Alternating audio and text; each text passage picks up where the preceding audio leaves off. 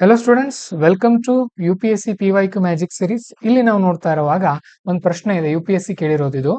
ಇಲ್ಲಿ ನಾವು ಒಂದು ಟ್ರಿಕ್ ಅನ್ನ ಯೂಸ್ ಮಾಡ್ತಾ ಇದೀವಿ. ಏನಂತ ಅಂದ್ರೆ, opposites cannot be in same position. ಅಂದ್ರೆ ಅಪೋಸಿಟ್ಗಳು ಯಾವುದು ಕೂಡ ಒಂದೇ ಕಡೆ ಇರೋ ಹಾಗಿಲ್ಲ. ಹಾಗಾದ್ರೆ ಏನು ಅನ್ನೋದನ್ನ ನಾನು ನಿಮಗೆ ತಿಳಿಸ್ಕೊಡ್ತಾ ಇದ್ದೀನಿ, ಗಮನ ಇಟ್ಕೊಂಡು ನೋಡಿ. ಪ್ರಶ್ನೆ ಏನಿದೆ ಅಂತ ಅಂದ್ರೆ, with reference to United Nations credential committee consider the following statements. ಇದು ಯಾವುದೋ ಒಂದು ಕಮಿಟಿ ಕೊಟ್ಟಿದ್ದಾರೆ, ಅಷ್ಟೊಂದು ಇಂಪಾರ್ಟೆಂಟ್ ಕಮಿಟಿ ಅಲ್ಲ, ನಾವು ಇದನ್ನ ನೀಟಾಗಿ ಓದ್ಕೊಂಡಿರೋದಿಲ್ಲ. ಇಂಥ ಪ್ರಶ್ನೆಗಳು ಬಂದಾಗ ನಾವು ಗಲಿಬಿಲಿಗೊಳ್ತೀವಿ, ಈ ಸ್ಟೇಟ್ಮೆಂಟ್ ಗಳನ್ನೇ ಓದಕ್ ಹೋಗಲ್ಲ ಅಲ್ವಾ.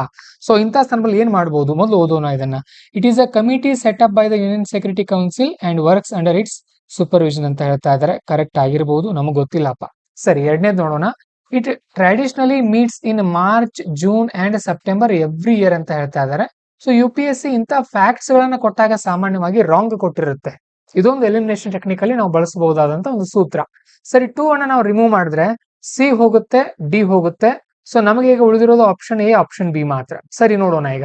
It assesses the credentials of all UN members before submitting report to the general assembly for approval. ನೋಡ್ರಿ, ಇದು UN ಸೆಕ್ಯೂರಿಟಿ ಕೌನ್ಸಿಲ್ ಅಂದ್ರೆ ಭದ್ರತಾ ಮಂಡಳಿಯಲ್ಲಿ ಅಡಿಯಲ್ಲಿ ಕೆಲಸ ಮಾಡುತ್ತಂತೆ. ಅಂಡ್ ರಿಪೋರ್ಟ್ ಅನ್ನ ಮಾತ್ರ ಜನರಲ್ ಅಸೆಂಬ್ಲಿ, ಸಾಮಾನ್ಯ ಸಭೆಗೆ ಕಳಿಸುತ್ತಂತೆ. ಹೇಗ್ ಸಾಧ್ಯ ಆಗುತ್ತೆ ಹೇಳ್ರಿ?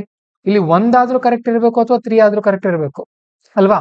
ಸೊ ಹಾಗಾಗಿ ನಾವ್ ಇದನ್ನ ನೋಡಿದಾಗ, this UN national credential committee, ಇದರಲ್ಲಿ 1 ಬರೋಕ್ ಸಾಧ್ಯನೇ ಇಲ್ಲ.